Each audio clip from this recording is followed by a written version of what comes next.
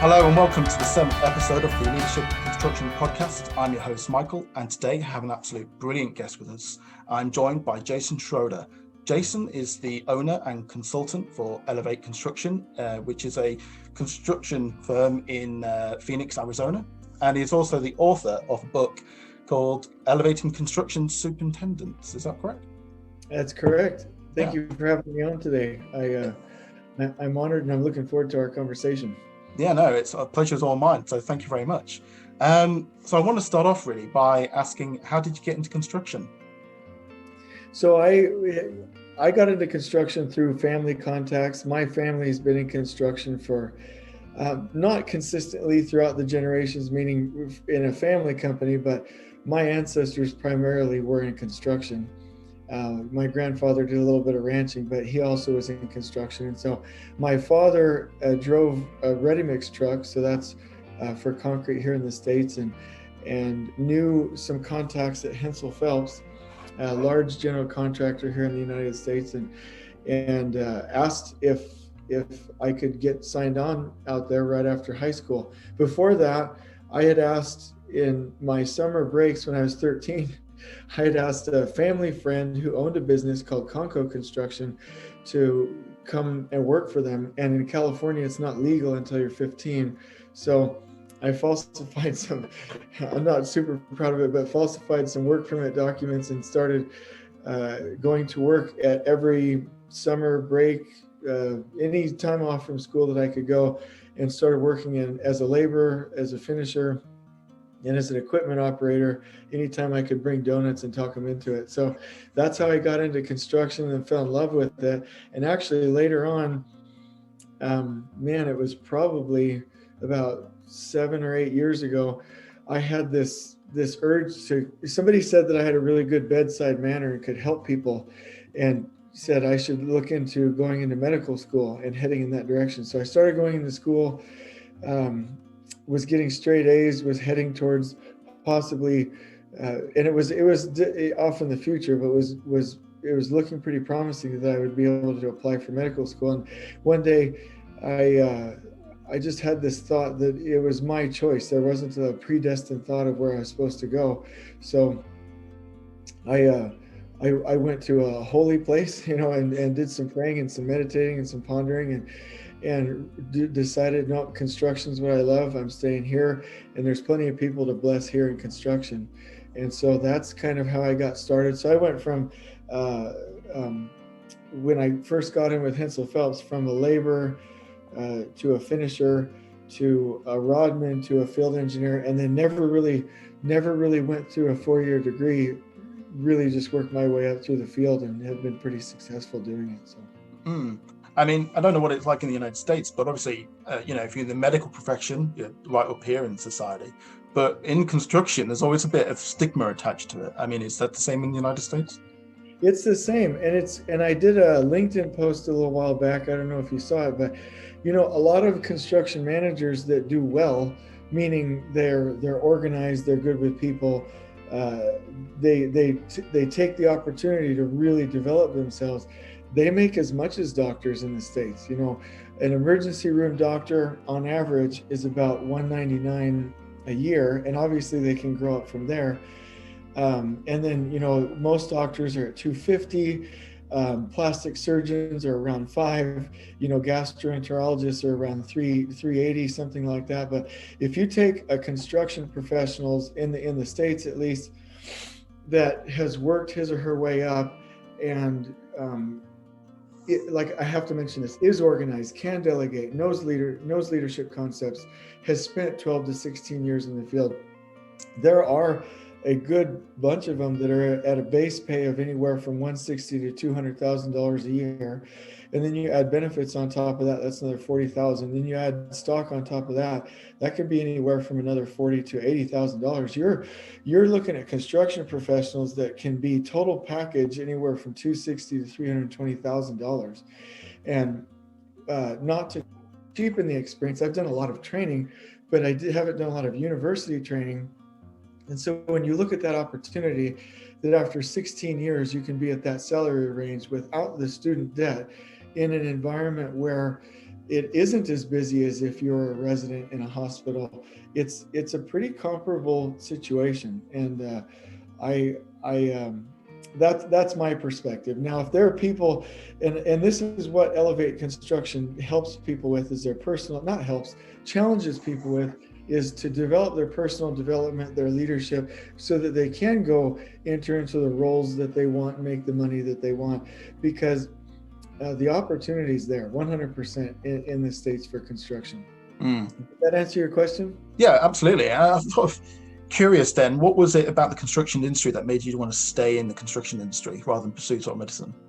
So when I got started, it was kind of by happenstance, by accident. But I do remember a moment where we were doing a cubic yard placement. I'm sure that's. So are you in the imperial system or metric system? Metric. Metric, yeah, I wish we were on metric system. You know, interestingly enough, the United States is a metric nation by law, but not by habit. It's really funny. But anyway. Well, we used to be imperial, so if you talk to the older generation, they'll talk in feet and inches, and you talk to my generation, it's millimeters and meters. And yeah, we really need to make the switch, but we're so stubborn and unaccountable over here. So anyway, we're doing 180 cubic yard placement for a big mat foundation on a prison, and there were multiple pumps and probably 12 concrete trucks out there, a bunch of finishers, the light plants with generators outside, and it was just an amazing environment. And I found myself standing there. There's like the calm before the storm, before the mud rolls in, the concrete, and I just remember the sound of the pumps and the light plants and the generators and the busyness and the chill air in the morning. And I was just like, I just love this. And when I was thinking about possibly going into medical school, it was, I love people. My Myers-Briggs type indicator is an ENFJ. So I'm the extroverted, intuitive, feeling, judging personality. And my personality tends towards bringing out the best in others and encouraging other people to be what they can be, and being the mentor. And so I really started to love being with people about halfway through my career. That's when I thought about possibly going to medical school. But I realized there are hundreds of people here and in construction. And I'm not criticizing the medical profession, but while a doctor has prescribed practices and methods, and only so much that they can do from a coaching perspective, and even though the bedside manner is super crucial to keeping people alive, we can affect the lives of hundreds and hundreds, thousands of people here. And so at the research laboratory, which was really the first job where I took design build concepts, IPD concepts, and lean concepts, and all of the training, the scheduling training that I've been putting together, and really put them into this. It was a research laboratory, the building, but this laboratory of operational excellence. We changed the lives of people on that project. The bathrooms, the lunchrooms, the respect, the horizontal communication, the safety, the cleanliness, and the environment there, which was fun. They left better people. And I feel like in construction, we have this opportunity. Not only do we have fewer people coming into construction, also fewer people coming in through the craft, but also such a greater need for experienced leaders that we can really write our own ticket and then also change the world as we're going. Because, and it saddens me to say, I hope I'm not going on too long here, but our craft are treated like animals. Our craft are treated like, they're another class. They're treated like slaves, quite frankly, in a lot of situations. And I'm not good with that. And if I don't, and I'm just going to talk how I talk. I don't care if they're gruff and bearded and tattooed and bad language. Like I love these people, you know what I mean? And just because their lifestyle might look a little bit different than somebody else's, they're at the same plane. That's my little rant that I was getting. They're in the same plane. They can follow the same rules. They deserve the same respect. They deserve the same bathrooms. They're the ones that make us money. And we in construction management historically have said, okay, we're here and they're here, but we don't actually make money. They make the money. So why are we spending all of our time here, optimizing people and building teams and doing this, and spending no time down here? And I don't know how I got started on that rant, but the key in my mind is really spending time to elevate the craft out here. They are not treated the way they need to be for us in the States to ever make progress from a flow and a capability and an efficiency standpoint. It's just not there, and we need to get there. No, absolutely. And I think it just goes to show your passion for it, which is amazing.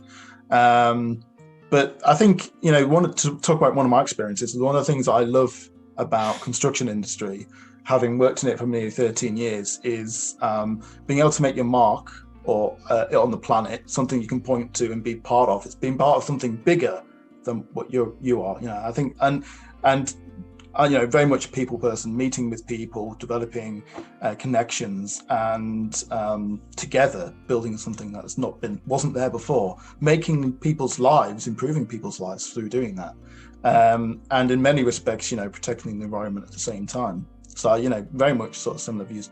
You've put it perfectly, really. So I can't really repeat what you said. Well, let's merge our philosophies. We build great people so that we can build great things, right? That's fantastic. Yeah. So that's what Elevate Construction's all about, is it?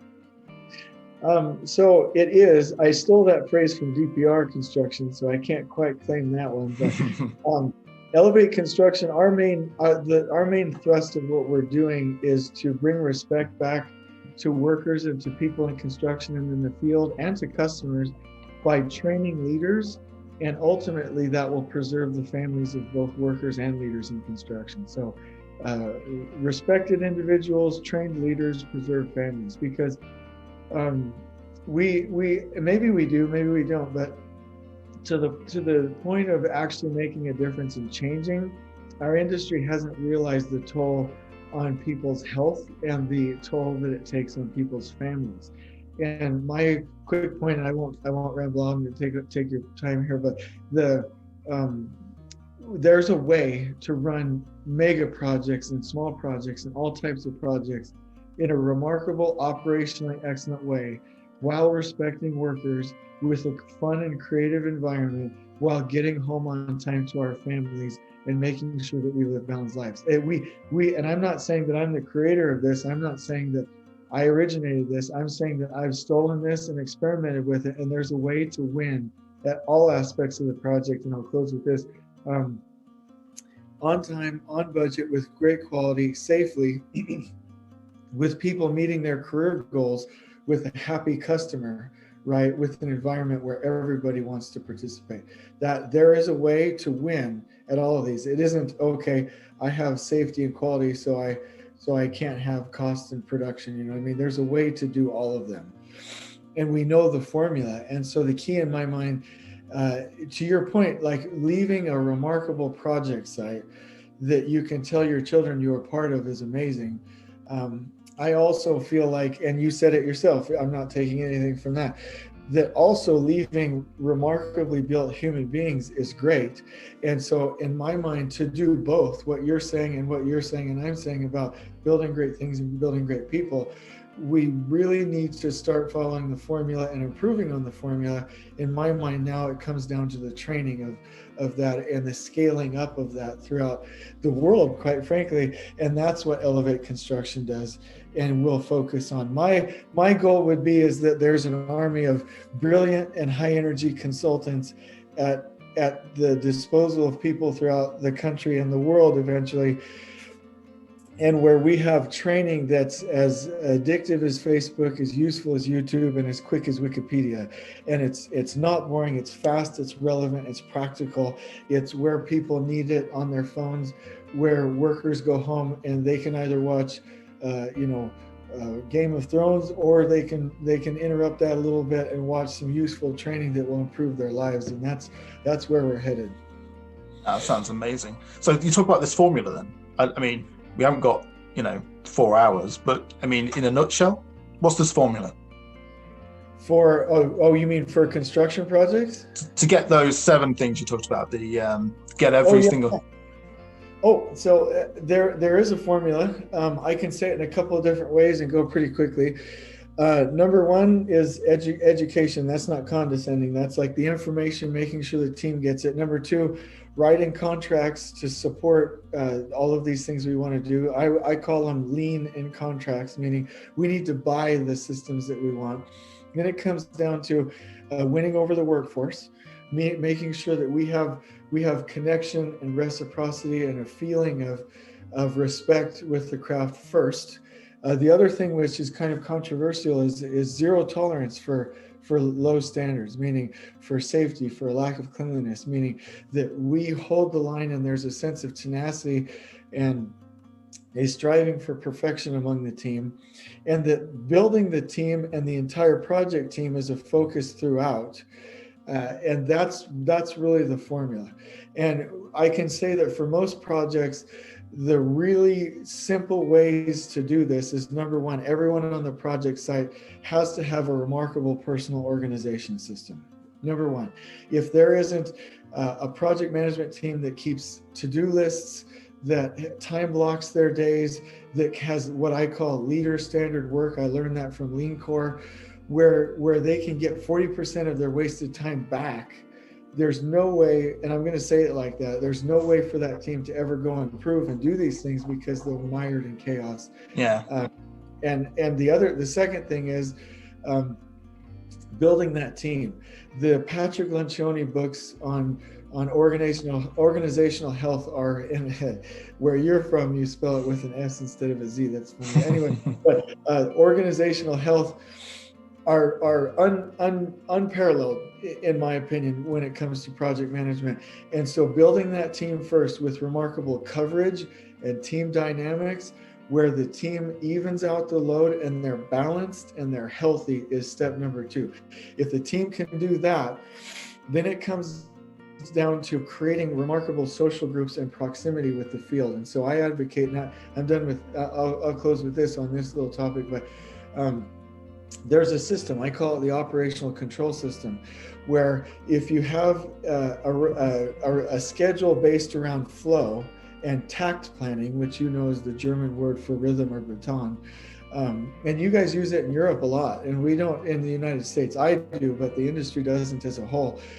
Use tact planning, where we get flow and rhythm back into our construction projects, and then every day work with the foreman to plan the next day. And then every morning, and here's the key, huddling with the workers, every worker on site for 5 to 10, 15 minutes to create a social group proximity and a common understanding and training, and make people more aware of how that project is run, are the keys. And if you add to that zero tolerance for safety and cleanliness, and then the grading of the general contractor and the trade partners through grading systems on a constant basis, it works every time. If the team's committed, it works every single time with remarkable results. And I just can't say enough about that system. And so Elevate Construction, the first series that we have, and actually I have it on the Elevate Construction IST website,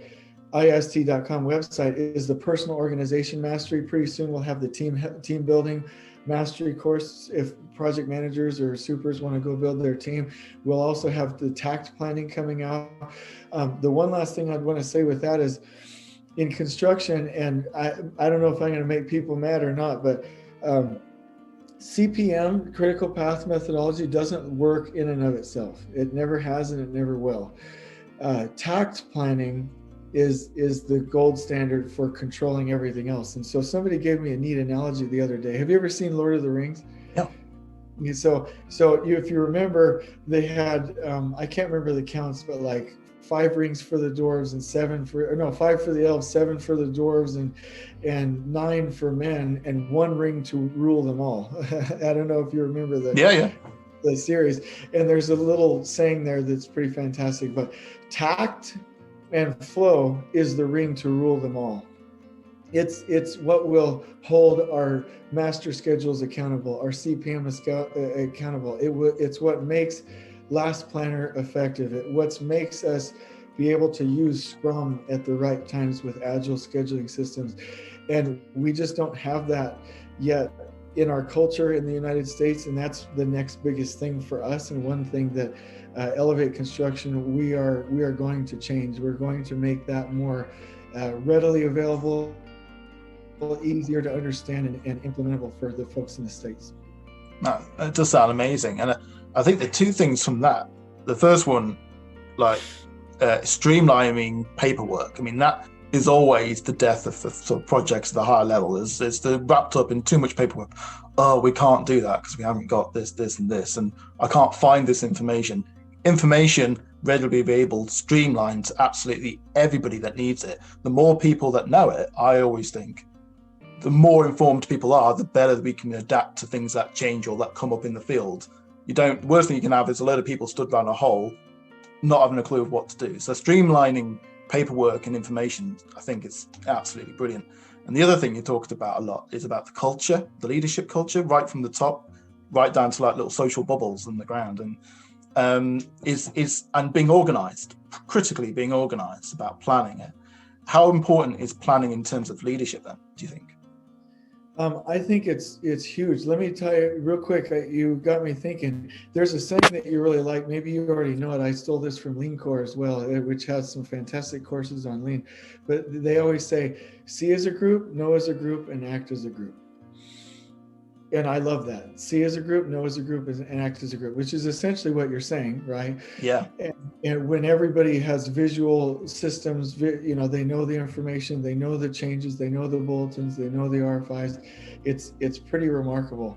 And to your point about the social bubbles, there are some books called The Culture Code and the Proximity Principle, and proximity creates social groups, right? And right now the project management teams are a different social group than the workers. And in order for everybody to see as a group, know as a group, and act as a group together, we have to merge the actual cultural social group. And we do that through morning worker huddles mainly, but also through horizontal and open communication on the project, and through training and really taking care of our workers on site. So sometimes the workers are fighting against the system and the general contractor's fighting. We have to first, before we start to lay down rules, create the culture and the social group. So I'm going to start calling it cultural bubbles. Is that what you called it? The social bubbles. Social bubbles. So that's probably coming out of lockdown from coronavirus, but that sort of thing. Yeah. So that's what, and the people side of this is 80% of it. I believe that 100%. You know that. Yeah. Sorry. So when I go to site, I mean, I've not been to site for nearly a year. So in March, when we locked down, first time in England, I was on site, and then I had to come work from the office, from the home, and I've worked from home ever since. So it's been about a year nearly since I've been on site. But every time I'm on site, I always want to get to know everybody that's working on the site, because I always feel like you're going to solve more problems together if you're looking at a whole, rather than you find out the problems, it comes through on a system, and you sit down in a meeting room which is nicely air conditioned or heated, and you talk about the problem. You've got to really get out there and speak to everybody, and try and find the challenges, because everybody's saying people I like to call it people on the ground or in the trenches, they'll find problems that you maybe don't quite appreciate higher up. And I think you've got to really get in there and talk to everybody. And I try not to do it in a way that sounds condescending, or that I'm like inspecting you. I just genuinely know how you're getting on, what are you doing, just talk me through what you're doing, that sort of thing. And I think hopefully together, if there comes an issue, you can come to me and I can come to you, and we can work something out together. Is that the sort of philosophy you're talking about? Absolutely. And one that's institutionalized, meaning through human systems, that culture is also reinforced. So if you have a project team, so let me, and I know you asked how does planning, you already know how planning ties it, but you want to know my opinion on planning. So we'll get to that. But if you have a project management team that does care about their workers, that does go out and visit, that does ask the question, that does collaborate, that does attempt integration and things like that, then I think we also have to have, I know the human systems have to be structured as well. Meaning if a craft worker comes out there and there's a couple people on the project site that are coming out and hanging out with them, and they're like, oh, I feel listened to by so-and-so. That's fine. And then when the craft have nasty, disgusting bathrooms and the project management team have beautiful ones, that's an institutional or a human system reinforcement of segregation again. It pulls the culture back apart. So on projects, anywhere I can do it, I build out beautiful, nice bathrooms, and the project management team and the workers use the same facilities. Lunchroom, use the same facilities. Anybody can speak up about safety. Barbecues, they're doing it all together. There's no difference in hard hats. There is no rules of, oh, workers have to stay out of the trailer. That segregation sends a message that, like, we are better than you and you are not welcome here. And so if somebody, I don't know if you've ever read the book 7 Habits of Highly Effective People by Stephen Covey. The analogy that I always remembered, if people don't feel listened to, it's like the oxygen just got sucked out of the room. There's no oxygen. And if there's no oxygen, like right now, I can't breathe. And somebody's like, well, please help me with this paperwork. I'm like, I'm running to the door. I got to breathe. I don't care about your stupid paperwork. The same thing with listening. If people don't feel listened to,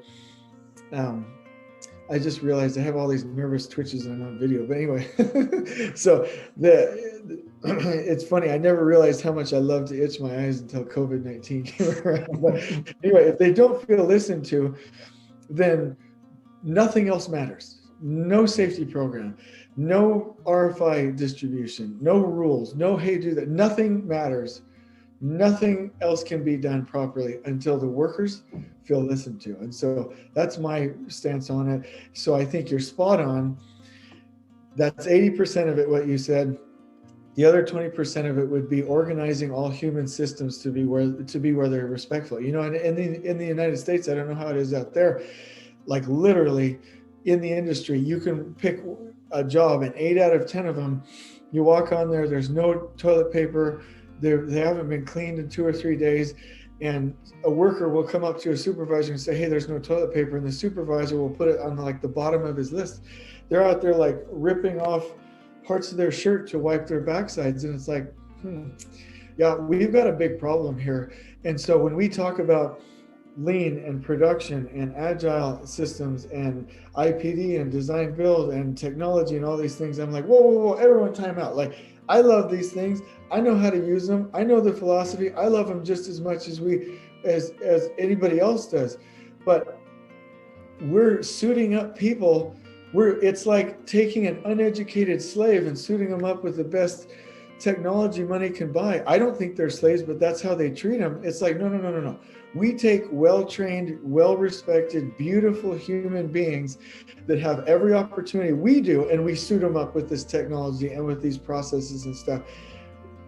What in the world? I don't know if this is an explicit podcast. I'd say a cuss word right now, but what in the beep are we doing? If we don't, this ye ought to have done and not to have left the other undone, to use a scriptural phrase. Like, we need to continue our path on technology and lean, but also not to leave the human side and the training side of it undone. That's what Elevate Construction is going to fix. I don't know if that helped or not. No, that's brilliant. So I was going to ask you, there's so many questions I want to ask, but I want to talk to you about your book. The planning one or skip that. We can skip it if you want. No, I think the organization thing is important, but I want to talk to you about your book if you want. Okay. So your book is about elevating construction superintendents. So you have to educate me slightly. So in the United States, what is the superintendent? Because we don't use that phrase in the United Kingdom. Okay. So on a project, there's like 2 in a box or two positions.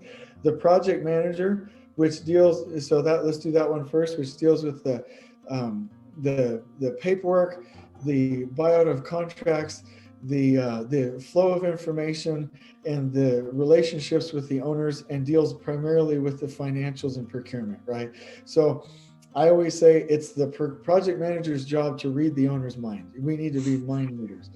The superintendent in the States, at least, and I'm happy for that insight. I might have to adjust that title so it's a worldwide book. But the superintendent primarily deals with the schedule, the day-to-day operations of the project site, and is really there to anticipate what needs to happen in the future. So we say, my little saying is, superintendents need to, and I stole this from somebody, but that'll remain anonymous, but to see the future. Superintendents see the future. They run the field engineers on site that craft all field operations, and the project manager runs the whole project together. So we have the field and the office focus here. And so when I liken it to war, it's basically like the field and office commanders, like whether you're talking about the United Kingdom side of World War II or the United States side, with any of the allies, right? There were people that were actual field commanders, like Montgomery out in the field, and then there were people back at the States, or at the States or in the UK, that were organizing logistics and procurement and financials and strategy back home. You know what I mean? So the superintendent and the PM in the United States work together to run the project remarkably. Most of the training that we have in construction is for project managers and project engineers, and most people think they have to follow that path to be successful, but superintendents are needed, and there's not a lot of training. And in fact, if you Google superintendents on Amazon, there's like a construction handbook that comes up, or the book The Lean Builder, which focuses in on the last planner system. To my knowledge, from an artistic, artful, how do you do it from a cultural, theoretical, principle standpoint, my book is the first one for superintendents. And that's not bragging. It's just like, that shows you how little information there is out there. So I plan to write another one, Elevating Construction Senior Superintendents, and then Elevating Construction Field Engineers, which is the position before superintendent in the States for most large companies, and then Elevating Construction Foreman. And so my hope is that those books in written form and in audio, and we'll have courses on it and in-person boot camps, will make it to where we are some of the best trained positions in the industry. I think it's absolutely needed. I think that's brilliant what you're doing. Because there is a lot of focus on getting to project management and project manager status, and knowing your craft as a project manager, and I'm not going to take away from that, but knowing how to deal with things in the field is just as important, if not more. And you're right, if we don't have the right information on those positions, then how are we ever going to work together, and execute on the role that they need to do? So I think that's amazing what you're trying to do. I suppose in the UK, I don't know if it's as structured as that, but we have a contractors project manager, as you say, deals with contract and program and scheduling. But they'll have assistant project managers and sub-agents and supervisors who will then help sort of the more field type elements, and then get your foremans as well. So it's definitely something that I'm sure would be applicable to the United Kingdom, and something that I suspect is desperately needed as well to continue to help. Because the one thing that I think is difficult is getting people into construction. A lot of people, and I think your story is similar, it's sort of getting to construction by accident in a way. And no one ever sort of sees a purpose, I'm going to go into construction. And no one ever sort of says, I'm going to start out as a sort of foreman and work my way through. And I don't see any reason why people shouldn't. I just, there's not enough information about it, and there's not enough people talking about it. Do you think that's fair to say? I think it's 100% fair to say. The image is that we're somehow, I'll just say it, dumber than the rest of the world. And this sounds bragging, but I just mean it to be a point of fact. Those of us who are in construction management and some of the things these foremen do are brilliant. And I love how people in the UK always say brilliant. I'm going to copy that a little bit, but it's brilliant. The way I use the word brilliant, because I don't speak English. You guys in the UK speak English. We don't speak English here in the United States, but brilliant means amazing, wonderful, overwhelming. The amount of information that we process and put together with all these millions of parts coming together, it can't be done, and yet we still do it. And it lacks consistency, and yet we overcome. And it's a very challenging and rewarding career. And I say something, I want to do two things. I want to win over supers, but I also want to piss them off just a little bit and say, if you're working 60, 65, 70 hours a week, you don't know what you're doing. And that's 100% true, because there's no reason, even on fast-paced projects, there's no reason to work more than 55 hours. It could be $1 billion project. It could be a clean room. It could be anything. There's no reason with the right team or the right organization, spelled with an S, that you have to work that many hours.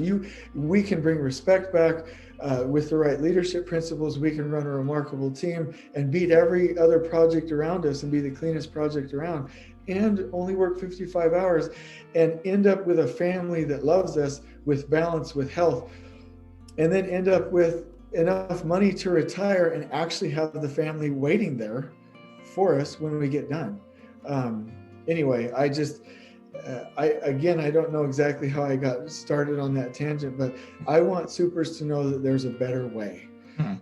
We have to get there. And so that book is the start. It's mainly designed for assistant superintendents and superintendents who are coming up from either school or the craft or a former position or as a field engineer. Because if they don't know personal organization, delegation, communication, and the scaling of clarity, visual communication systems, if they don't know how to hold other people accountable, they don't have drive and tenacity. If they don't have a couple of these key principles, they always get stuck at the assistant superintendent level, at a lower level project management position, and they don't reach their goals and they work at 10 hours. And that's waste. Motion is waste. Movement is waste. Extra hours that you're working is waste. And there are people in the industry that are like, oh, I just worked 80 hours. I'm special. No, you're not. That's stupid. That's waste. It's bizarre. A lot of people glorify you working ridiculous hours and 80-hour weeks, and it's not.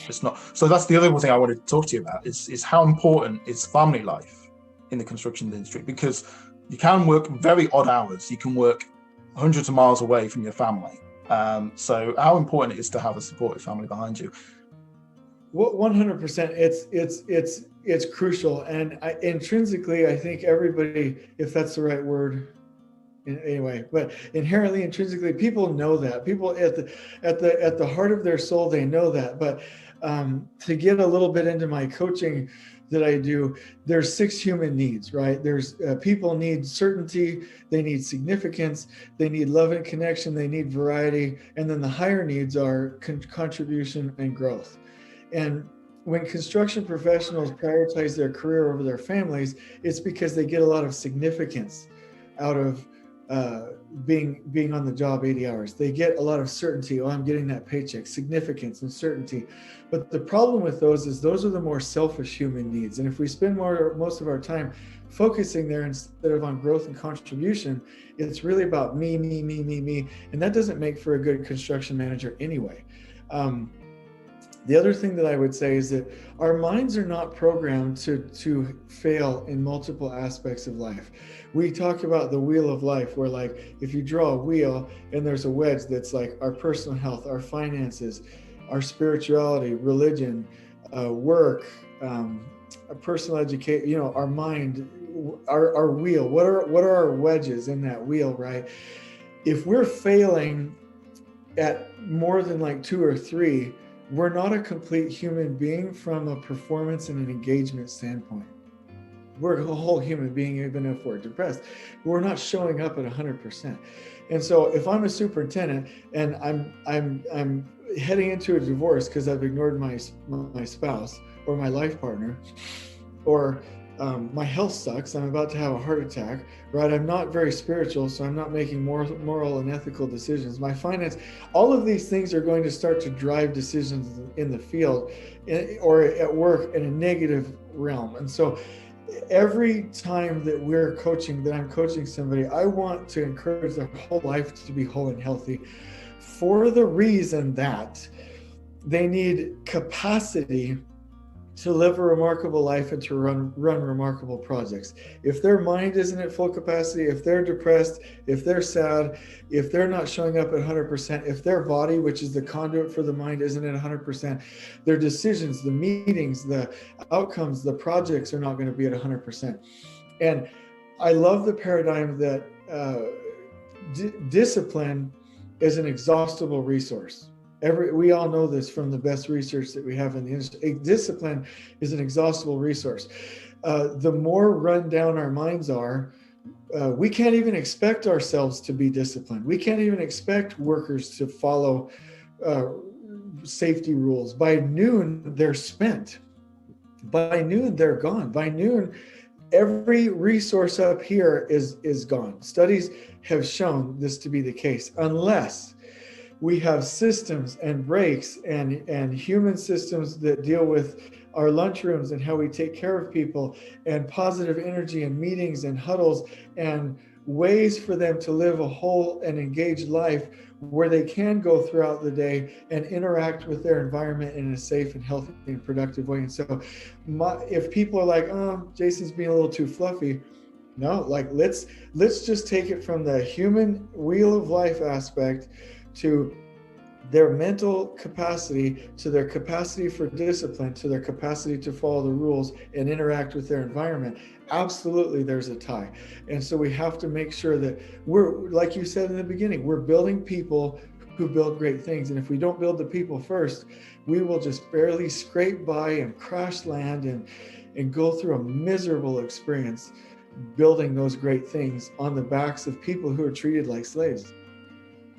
Yeah, to add to all that, I think, I've been doing a book by Simon Sinek about infinite and finite games. I think you've heard of it. Yep. And I think, projects, they are finite,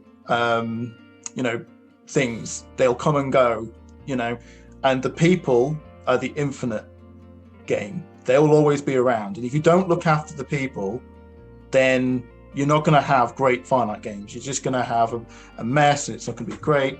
And you're not looking at what's important, which is what the future is, which is this longer term view, this infinite mindset.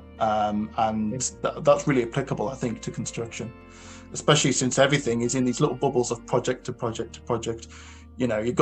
I always try to say to my team, we've got to think about how we're going to go as we grow as a team. We've got project deadlines, we've got client needs, but what are our needs? How are we going to grow? What are we going to focus our attention on for this project?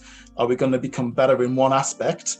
And then next project, okay, we're going to try and focus on something different, because it's about our growth as a team and our growth as individuals. And at the same time, we're going to try and make, remarkable projects. We're going to meet the deadlines, we're going to please our clients, but we're also going to grow ourselves. And if I could say one more thing to close out your book question, the first part of it are a number of principles, and they're separated into small consumable chapters that will educate people's minds on to take care of themselves and live a remarkable life and run remarkable projects. The last section is 48 steps, and it sounds like a lot, but it's not. That says when you get on a job, do 1, 2, 3, 4, and basic things like start your personal organization system, find out what your role is, get clarity on how you want to execute your role, develop your leader standard work, set up your office space, make sure you have even the basics, and then it goes down to how to lead remarkable meetings and how to implement lean on project sites and run meetings and things like that. So if a superintendent picks that book up and actually has the determination to do something with it, they'll have a great foundation to go as far as they want to go. It sounds like a book that'd be great for young graduates or any graduates coming through and starting off early stages of that industry. So that sounds like, and it's available on Amazon? It's available, and they'll actually ship it to the UK, but just be patient with us, because remember, we don't speak English in the United States, so don't be too hard on us. We've got a lot of Z's in there and probably grammar you're not familiar with, but it's all right. Microsoft and Word was invented in the United States, so we always have to convert it. So I'm used to it. So I could just go on for ages talking, but I'm gonna have to start to bring this podcast to a close, unfortunately. But what I really want to understand from you is a question that I ask absolutely every guest is, what do you think is the most important aspect of leadership? the most important aspect of leadership. Well, this one's easy for me. There's a lot of stages and phases to getting there, but giving. Two things in my response there. There's a game called Silent Squares. I don't know if you or anybody else listening knows the game. That game absolutely changed my life. At the same time, I had read 2 books, The Leader Without a Title, which is kind of a cute, quirky little story, and then The Go-Giver. Amazing books, and different philosophers throughout the ages, and Jesus, and just all these wonderful, wise sources have always said to give first, right? And so we know that, but I had a heart moment with it when I played the game Silent Squares and read those books. And so in the game, and I even if you play it after my description, I won't ruin it for you, but you have a number of envelopes with pieces in it, and you're on a team of 5, and these 5, the goal of the game is you can't talk, and all you can do is give pieces to each other, and all 5 participants need to come up with a 6x6 6-inch square in front of them. And when people start assembling this, two of the people are able to easily put together their square, but nobody else's is put together because you have to share and give. And it's interesting, even with our desire. So the 2 rules are you can't take a piece and you can't talk. Everyone will follow the rule of don't talk. Nobody follows the rule don't take. They'll start taking pieces, and they go through a phase where they take, then they take, give, then they give, take. And the only time that team figures out the puzzle is when they give first without any expectations of receiving. Once they start saying, oh, you need this, you need this, you need this, then everyone figures out their puzzle. And the aha moment is when we're dealing with trade partners or our family or the designers or anyone, and we're like, oh, I want this, I want this. Oh, no, I need this in my contract. No, I want this laid down. And everyone's like taking. We're never going to figure out the puzzle. But when we start to give responsibly without unrealistic expectations, or giving for the purpose of my core purpose, my values are to bless this world, to build this project, to build these people, and to interact with these trade partners properly. That is the essence of leadership. And I would say that any kind of leadership that involves the take, give, or give, take, isn't going to reach its fullest potential until we all get to the give first, which freaks people out because we come from a fear-based mentality, a scarcity-based mentality. We don't have to do that. There's a better way. And so that's what I would say is the true essence of leadership is giving. And going back to what I said about the 6 human needs, rather, when we spend our time in certainty, significance, love and connection and variety, instead of these bottom 2, growth and contribution, we'll never be able to fully control these. But we'll always be able to control how much we grow and how much we contribute. And when humans don't get their needs that they focus on, they go into what's called the crazy 8 cycle of sad and mad and sad and mad.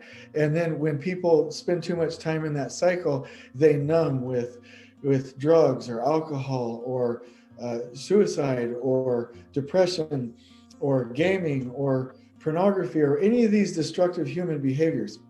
So if a human being wants to stay healthy, the focus needs to be on growth and contribution, giving first in leadership. And that is the only way that we will always have the needs we want.